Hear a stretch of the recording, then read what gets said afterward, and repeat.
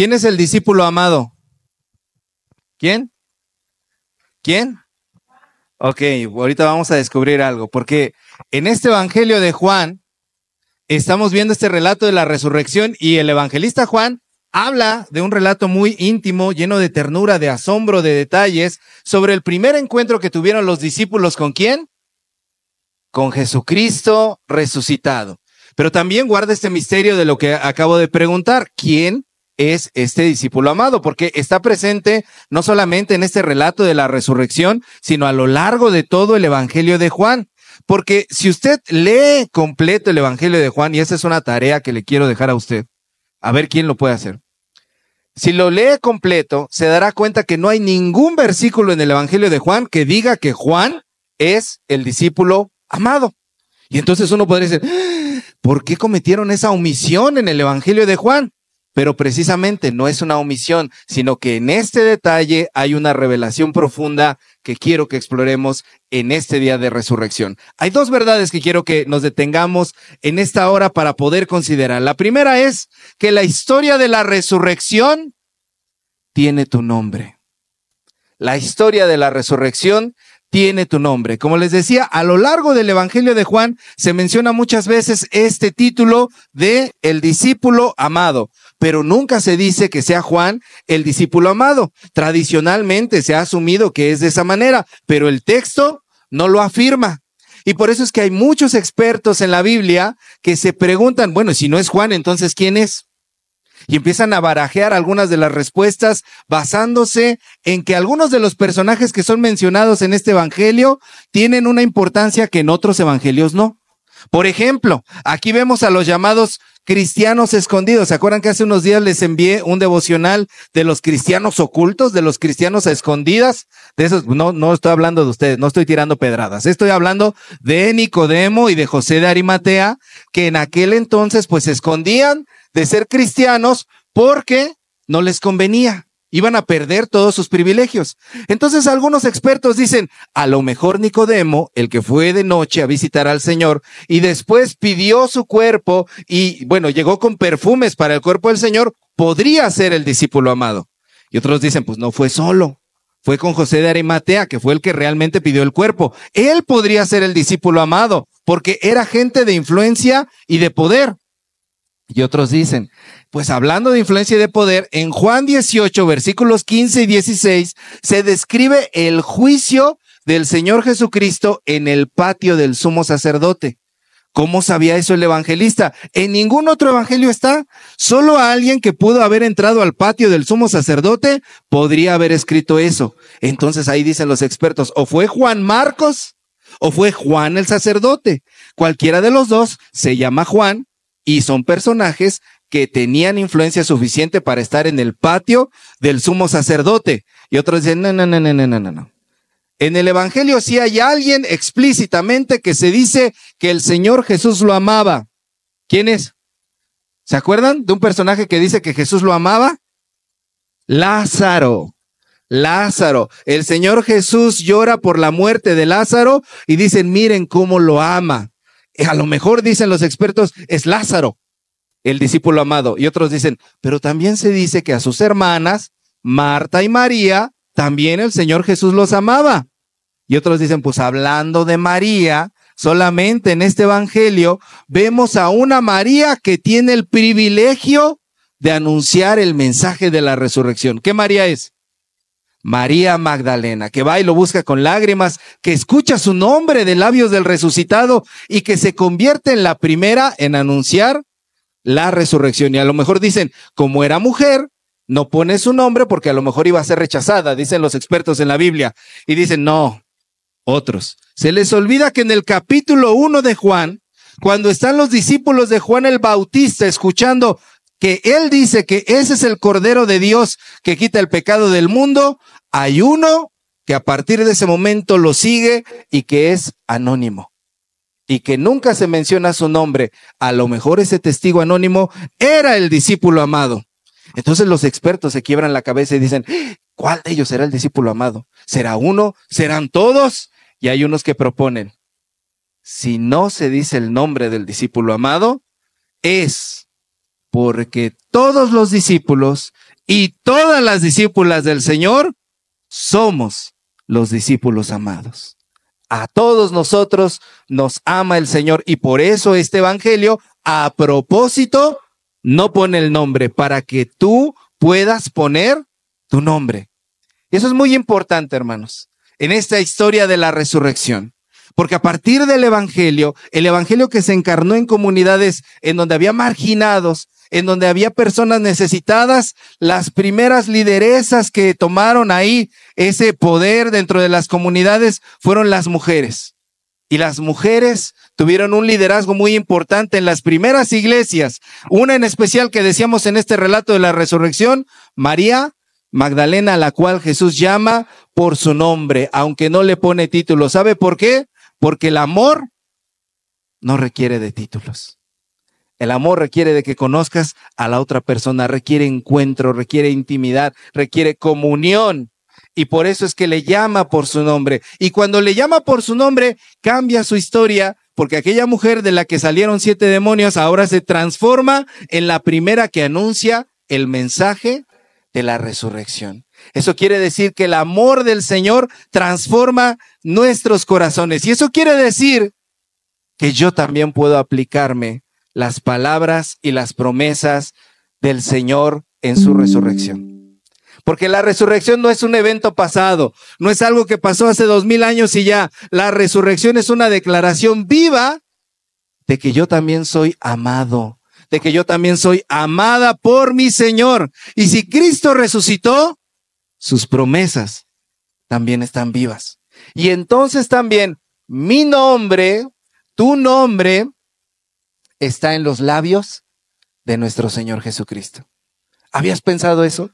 Tu nombre está en los labios de nuestro Señor Jesucristo. Él no piensa en ti, Él no te ve a ti como uno más del montón, como uno de la borregada, como uno nada más ahí en el bulto.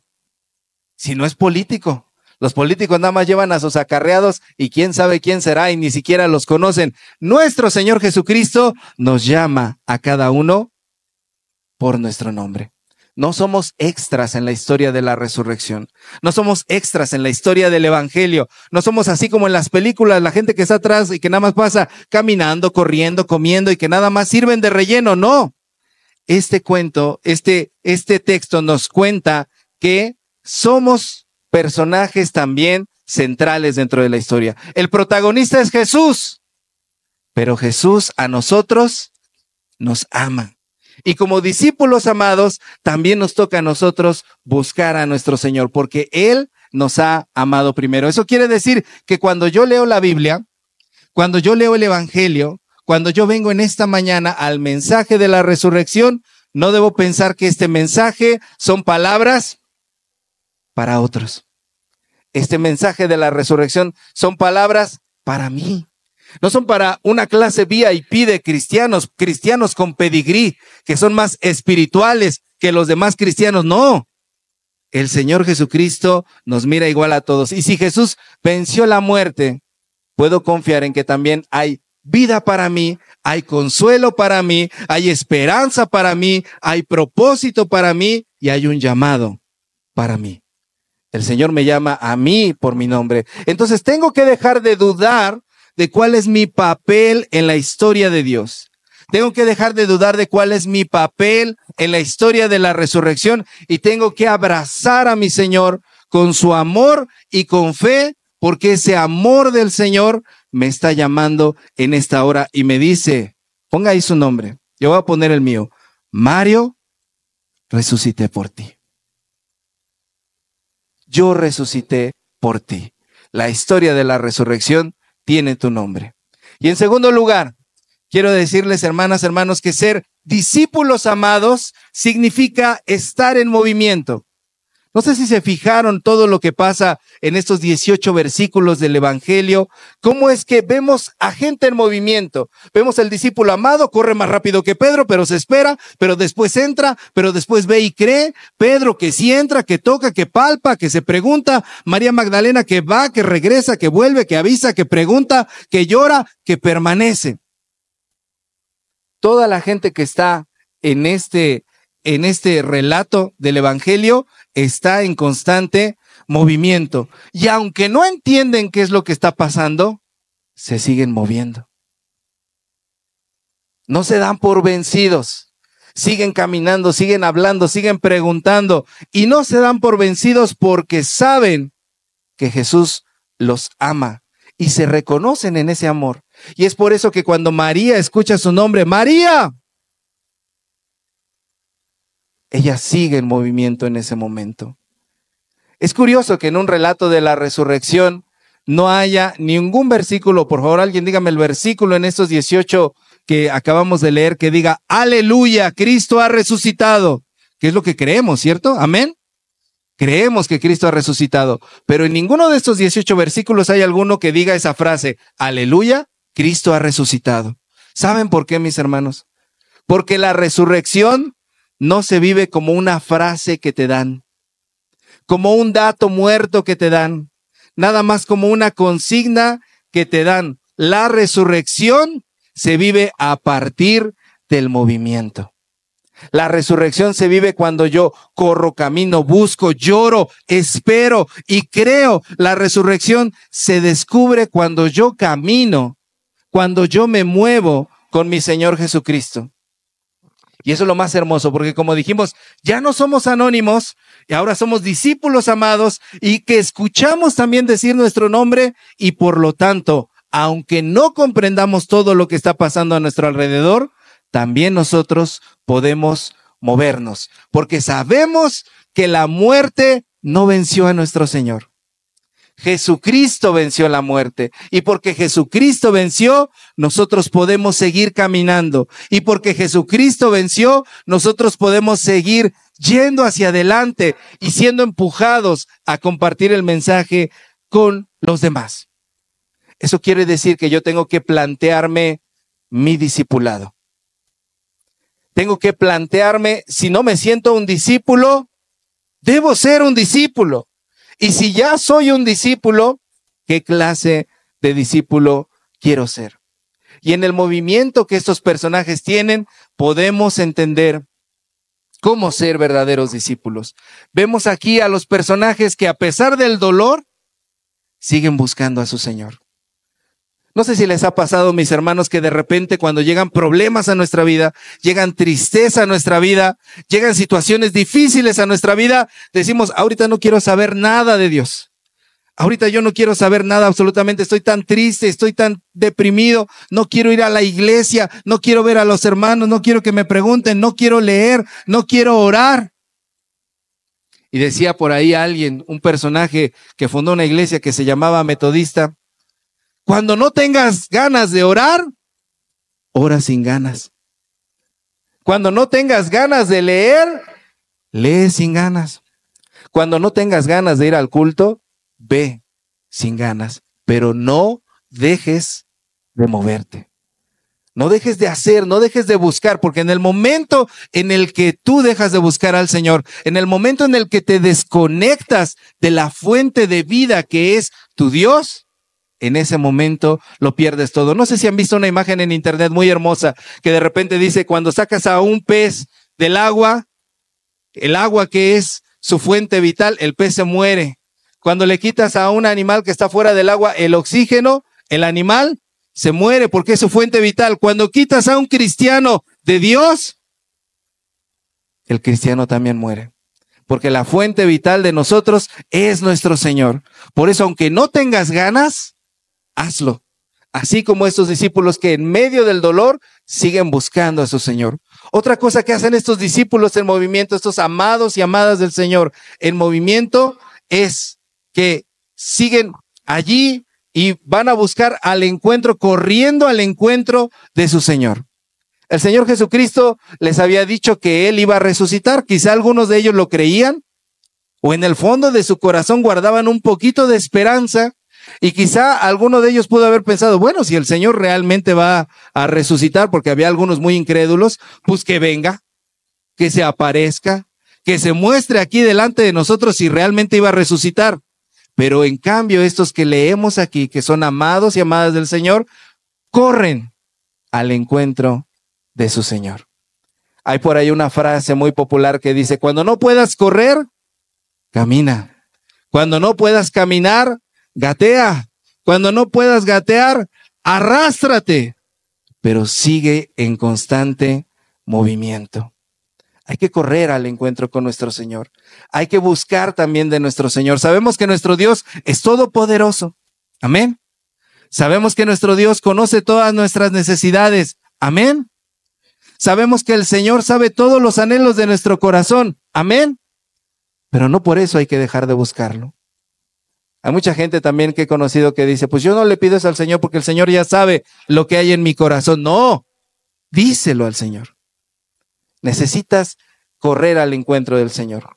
Otra cosa interesante que hacen estos discípulos amados en este relato es que dejan espacio para otros. Si se fijaron, dice que el discípulo amado llega primero a la tumba, pero deja que pase primero Pedro. Incluye a otros dentro de ese movimiento. Yo no sé si a alguien le ha pasado que cuando le dejan un cargo dentro de la iglesia, de repente algunos, ¿verdad? Espero que no sea este el caso, que esta no sea la iglesia, dicen, no, nosotros ahorita estamos en la administración, tú ya tuviste tu turno. Nosotros estamos tomando las decisiones, así que tú mira, mejor calladito, te ves más bonito. Ahorita nosotros somos los que estamos a cargo de la situación. Cuando los discípulos amados, los amados y las amadas del Señor, aprenden a incluir a los demás. No buscamos el protagonismo, no buscamos brillar por encima de los demás, no buscamos pisotear a los demás, ni dentro de la iglesia, ni en nuestra vida cotidiana. No buscamos pasarle por encima a los otros porque entendemos que la vida se construye a partir de las colaboraciones de otros. Y no solamente como congregantes, como pastores, ¿verdad? De repente, no sé si ustedes han tenido pastores que son demasiado protagonistas del asunto. Nosotros como pastores tenemos que entender también que no está en nosotros el ser protagonistas ni adueñarnos de la congregación, sino que un verdadero discípulo que vive la resurrección del Señor aprende que debe de incluir a todas y a todos. Ese es el verdadero liderazgo. Dentro de la casa también, usted como jefe, jefa de familia, si verdaderamente vive el discipulado desde la resurrección de Cristo, tiene que aprender a incluir a todos en la casa. No puede seguir con el argumento de porque yo soy tu papá, porque yo soy tu mamá, porque aquí yo mando, porque yo soy el del dinero, porque yo soy el que puede. No. El Señor nos manda a que todos y todas podamos incluirnos los unos a los otros y ser verdaderos discípulos amados que viven la resurrección, dejando espacios para los demás. Y lo más importante que a mí me hace mover el corazón es que el discípulo amado dice que cuando entra ve y cree, aunque no tenga todas las respuestas. Ese discípulo que entró a la tumba de nuestro Señor Jesucristo, entró, vio y creyó. Y no comprendía bien lo que estaba pasando. No sabía dónde estaba el Señor. No sabía si, como dice María más adelante, se lo habían llevado o qué cosa había pasado con el Señor Jesucristo. No tenía todas las respuestas, pero creía.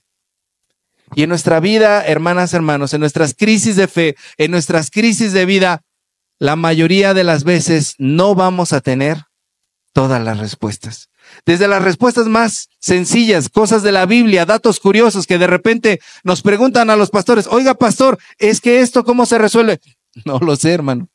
Por más que haya estudiado, por más que haya hecho una maestría, un doctorado o 20,000 doctorados, nadie puede conocerlo todo del Señor.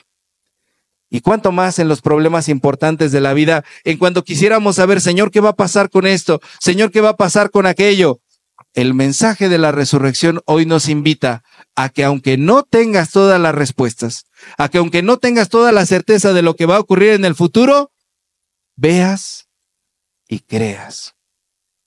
Eso significa, hermanas, hermanos, que vivimos la resurrección orando, aunque no sintamos el orar, consolando, aunque no sepamos qué decir, dando testimonio con nuestras palabras, con nuestras acciones, llorando con quienes lloran, pero llevándoles un mensaje de esperanza. Así vivimos los amados y las amadas del Señor. Así vivimos la resurrección, no porque todo nos salga bien, no porque seamos perfectos, sino porque respondemos con amor al que nos amó primero. Y esa es la manera en la que podemos vivir la resurrección. Hermanas, hermanos, hoy el Señor Jesús nos está llamando por nuestro nombre. Nos recuerda que no somos una sombra en la multitud. Nos recuerda que somos amados profundamente. Y no importa, ojo con esto, no importa qué tipo de discípulo seas. A lo mejor eres medio quisquilloso, incrédulo como Tomás, no importa, eres amado por el Señor. A lo mejor has traicionado al Señor como Judas o como Pedro. No importa, eres amado por el Señor. A lo mejor estás escondido como los otros y no has querido dar testimonio público de tu fe y que tus vecinos, tus compañeros de trabajo, tus compañeros en la escuela se enteren que eres cristiano. No importa, eres amado y amada por el Señor. A lo mejor eres un mar de lágrimas y llore por todas las cosas que te están pasando como María Magdalena. No importa, eres amado y amada por el Señor. Sin importar qué tipo de discípulo seas, eres amado y amada por el Señor. Por eso hay que responder al amor de nuestro Señor. Hay que buscarlo, hay que compartirlo. Este es el ministerio que como discípulos amados y amadas tenemos. Porque hoy que venimos a la tumba de nuestro Señor a encontrarla vacía, descubrimos que también nuestro papel, nuestra historia está aquí. Cristo ha resucitado. Y Cristo nos llama por nuestro nombre. Y Cristo nos ama, te ama a ti. Y por lo tanto, tú también eres una discípula amada y amado por el Señor. El mensaje de la resurrección es esta. Tú también eres protagonista. Amén. Póngase de pie, vamos a orar. Dios de toda gracia, Dios de amor, Dios que nos conoces, Dios que sabes nuestro afligir, sabes todas las cosas que estamos atravesando, sabes las cosas que estamos enfrentando, sabes las cosas, Señor, por las que estamos viviendo. Nuestra vida está en tus manos, te pertenecemos a ti, Señor. Somos tuyos y nada ni nadie, Señor, puede separarnos de ese amor tuyo. Estamos en esa comunión contigo y hoy que celebramos la resurrección podemos dar testimonio de que tú, Señor, estás presente en nuestras vidas y has transformado también nuestra historia. Que en algún momento, Señor, llegaste a nuestro corazón.